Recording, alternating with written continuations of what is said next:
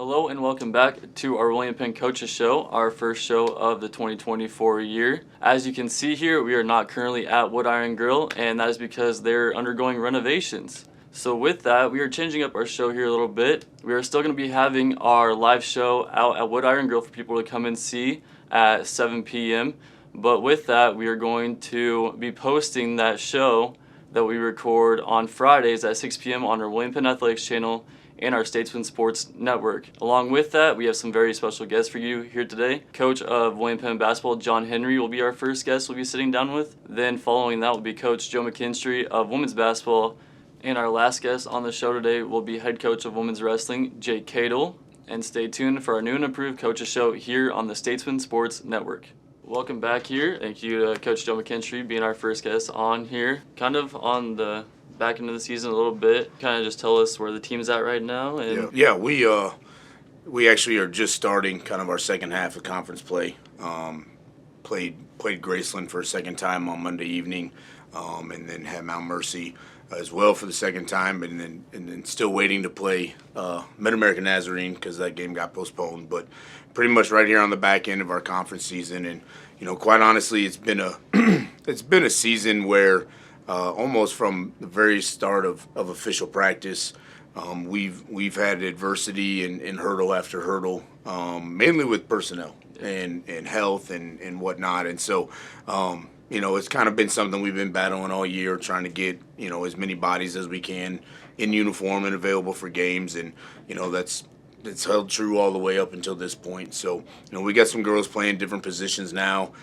Got some girls back from injuries and stuff like that. So Jocelyn Herbeck was back last game, which was great to have her back. And then actually Kayla Carmen's going to play again tonight, which is the first time since Game 4 of the season. Mm-hmm. So she's been dealing with an injury as well. So but just trying to get our girls acclimated to our roles and what we need to do. And quite honestly, we're just still trying to figure out exactly what we need to do to come out on top. We've really put ourselves in some positions in a lot of games, and whether it means we're up by 8 or 10 in the fourth quarter, or whether we're down by 8 or 10 in the fourth quarter, we've got to figure out and understand our belief in our ability to win. And that's kind of where we're at right now, trying to figure out and basically, kind of overcome some things that are keeping us from really figuring out how to come out on the scoreboard. But the girls are working hard, they're battling, they're staying positive and doing everything they need to do. And I'm really proud of the situation they put themselves in. We're battling, we're right there. We just got to figure out how to overcome some few things. Yep, and as you talked about, you can have like a 3-game stretch here. This past week, played Monday, Thursday, and then you're going to play on Saturday. What does the week kind of look for you, like on the back end wise of like scouting and how you handle those practices? Yeah, it's a little different. And then when you throw in the postponement from last Saturday, we now have Monday, Thursday, Saturday this week, and we have Monday, Wednesday, Saturday next week. So, yeah, I mean, as far as scouting and whatnot, it probably means a little bit shorter practices just from a physicality standpoint because, we don't have kind of a rest and recovery day to talk scout and things like that. So, we'll touch on some things that we think we need to do, whether it's offensively or defensively, just from our principles and execution-wise.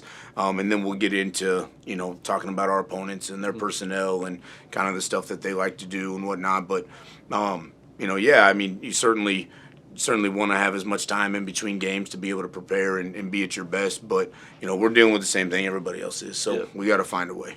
And then off of that, Coach Bedford, he was here before he got here, was assistant, and now he's been helping you throughout the year. Can you kind of just talk about your relationship with him and how it has improved over the season? Yeah, honestly, when I was interviewing or in the process of interviewing for the job, me being an alumni and having been around here a long time, still knew quite a few people here, and I heard nothing but great things about Coach Bedford. And then, quite honestly, I had a former player of mine who then moved on and came here to William Penn and played, and she had great things to say about him as well. And everybody's been spot on. He's fantastic. He does a great job. He's got great relationships with our kids. He's in the gym all the time working out with them. He's on film and scouting reports just as much as I am. Honestly, we're really fortunate to have him. I know that he wants for our girls and for us to have success. But that's going to come. And I know that, we, he quite honestly is a head coach. To be honest with you, he's a head coach, and he'll tell you he still has these things to work on, and this he wants to get better at and things like that. But just as far as understanding everything that goes into it, and that it's not just practice and games, and that there's so many other aspects to it and stuff like that. So he's a tremendous asset for us, and I'm really fortunate to have him, and however long that is that we get to have him.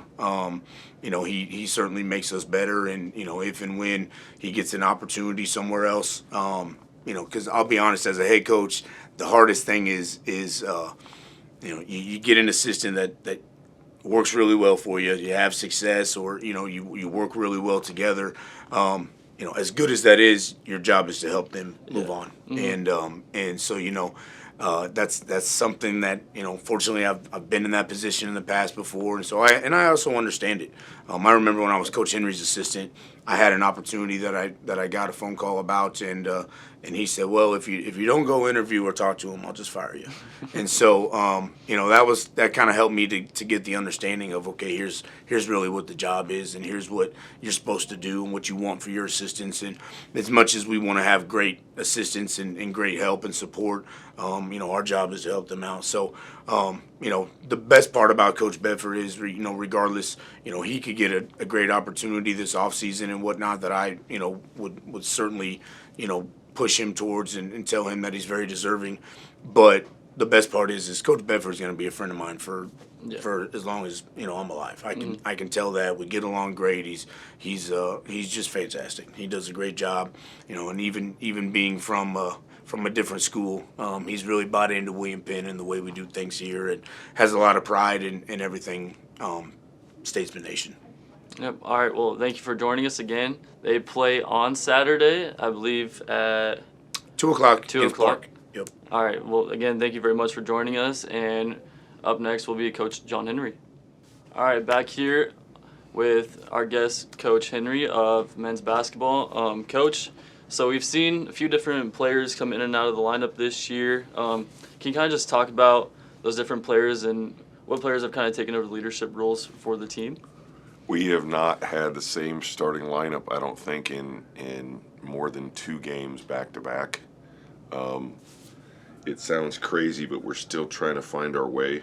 As a matter of fact, yesterday, I've never done this before in my career. I did it one other time, and it didn't go so well then either. But I said, who are my starters? My starters, get on the floor. And I was hoping, they'd be arguing and everything else, and 5 guys ran out there, so that's what we're going with. Players that have stepped up, it's been very inconsistent across the board. I'm not going to sugarcoat it. One night, player X will have 29 points, and the next night he'll have 4. It's been like that the whole year.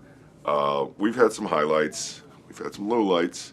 I would say the development of Manny Hammonds is coming along with Cameron. We have good players. But the problem lies is that we lost so many to graduation and what's quote unquote the portal. When you lose 14 out of 16 guys, and then we parted ways with a really good player early on in the season. So we really only have 1, maybe 2 guys with any varsity experience. Figuring out how we do things, and the fact that everyone's coming to get you. Everyone's coming to get you. And we've had a hard time this year figuring out that when we go places, or even at home, they're going to give you so many punches, and we're not necessarily throwing or landing as many punches as they are right now. Do I think that we can salvage this? I do. I believe, and I know that me and my staff every day, every night. Trust me, every night we're talking, we're working, the film. We had a 4-hour film session just a couple of nights ago. That's unheard of. I've never heard of that. So I think I saw you guys. You got food for the players too and everything. Yeah, I had to cater in some food because we missed the cafeteria. And funny thing, Dylan, we didn't even get through the game. 4 hours of film. We didn't. I think there was 13 minutes left in the game, because we were showing details and that. What I mean by that is the coaches are working, and the players. I'll give them credit. At one point, I said, "That's enough. This has gone on too long," and a couple players said, "No, coach, keep it coming." And I was like, "Okay, that's what you want." Got a tough stretch. I know you're about to ask the question. We go Monday, Thursday, Saturday, then Monday, Wednesday, Saturday. For a team like this who finished the first semester with 5 straight road conference games, that's another gauntlet. Yeah. I mean, it's just like when it rains, it pours, or when it snows, we get 10 feet. Yeah. And then you have cancellations. And Right, cancellations and the weather outside is nuts. The weather outside feels like the way our season has been. You dump 10 feet on us of snow and then you give us negative 6 degrees outside. That's how it's felt this year. Yeah. So to go off that, as you said, what does this stretch of 6 games?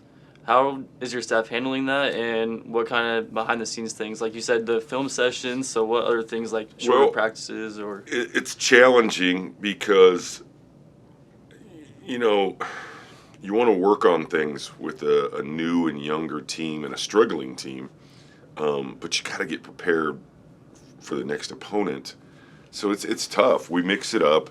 And there's also compliance rules. You can't practice, more than 6 days in a row. You have to take a day off. It's tough. We're figuring it out, and I've got a fresh staff. They're not all new, but not all of them have, many years here under their belt. Some of them were graduate assistants, but they're doing they're killing it, man. I'm telling you. And I said this at another coaches meeting too.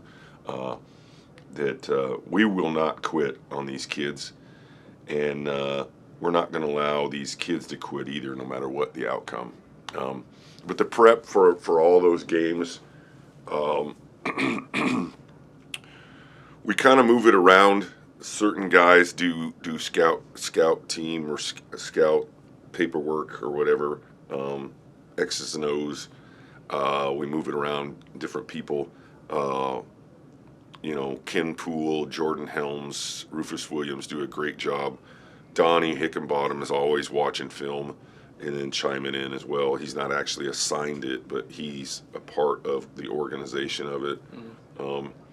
And then we bring in, our red shirts, or, whoever, we use players actually on the team, lower level guys to run the scout team. You know how it goes, man. You've been there. Yep. But we're telling the viewers, right? Telling the audience. But the audience. But it's it's a challenge to throw that stuff together back days sometimes, because if you're playing on a Thursday and then you play again on a Saturday, there's no breakup, and you go from scout team on Wednesday for Thursday's game, and then you come back in on Friday, and we've got to do scout again on Friday for Saturday. It's just a weird feeling because you really can't work on anything that you want. All the mistakes you made on Thursday, how do you improve those on Friday when you're prepping for the game? Yeah. So, that's a challenge, and we're doing our best, and we always have. This isn't the first rodeo I've been in. I hate that phrase. This isn't the first season I've had where we've had back-to-back like that, but adapt to everything. We make no excuses. Whatever comes up, we're going to adapt to it. I took way too long to answer that question. No, you're okay. To go off that, do you think there is a bit of a different challenge between when you play away games and home games? Do you feel a different energy? Oh, when absolutely. Specifically this year, some of our conference teams, we won 7 out of the last 8 regular season titles and 6 out of the last 8 conference tournament titles, and there's blood in the water, and everyone's preying on us right now, and that's what I've tried to tell this team from day one is, this is the blueprint. This is how hard you got to work, and this is what you got to do, or you're going to get the court swarmed on you a lot, and that's happened a lot. The other night at Graceland, you would have thought it was a house party. Mount Mercy, at Mount Mercy, that was a house party. I mean, at the end of the game, it was on, and good for them. Yeah. And honestly, if any players of the past are watching this, you created the fact that now they're getting us a little bit, and they're so excited. And that's respect in a way. You can't look at it as disrespect. If they're so happy that they beat us, that's a good thing. Yeah. And we're going to keep improving, and we're going to keep working, and we're going to remember those things, if you know what I mean, for future things, for lack of a better term. All right, Coach. Well, thank you for joining us here on the White and Pink Coaches Show, and we'll be back shortly with our next guest. Coach Jay Cadle of Women's Wrestling, thank you for joining us, our third and final guest here on the Coaches Show. So Wednesday night, you guys had a duel.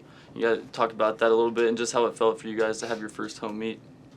Yeah, I think overall they had really, really good support and showing from the other athletic teams there, so that was super exciting.